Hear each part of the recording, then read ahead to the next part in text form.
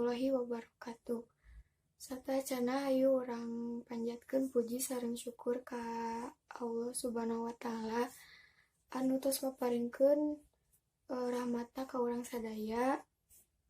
Dugi urang sadaya tiasa kempel tina acara dinten ieu. Hadirin anu dipika hormat ku simkuring, Bapak, Ibu guru anu dipika hormat, sareng rerencangan anu dipika cinta. Dinten ieu alhamdulillah urang tiasa kempel sareng patepang raray dina ngamariahkeun Hari Kemerdekaan Indonesia. Urang peryogi uninga, yen di zaman baheula teh seueur pisan pangorbanan para pejuang dina kemerdekaan Indonesia.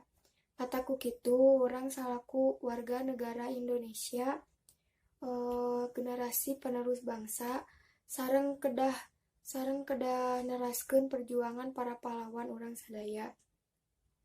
Carana nyaeta diajar sing giat jeung ngawujudkeun cita-cita pikeun kahirupan bangsa Indonesia.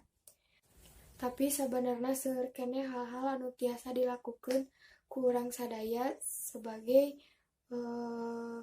generasi muda. Contona ngajauhkeun diri dina pangaruh narkoba, ngajauhkeun diri dina pergaulan bebas, tawuran anu ngabahayakeun nyawa, jeung sajabana anu mawa pangaruh buruk jeung diri urang. Rupina sakitu bae pidato ti simkuring. Hapunten saupami dina biantara ieu aya cariosan anu salah atau kirang mareunah di hate anjeunna.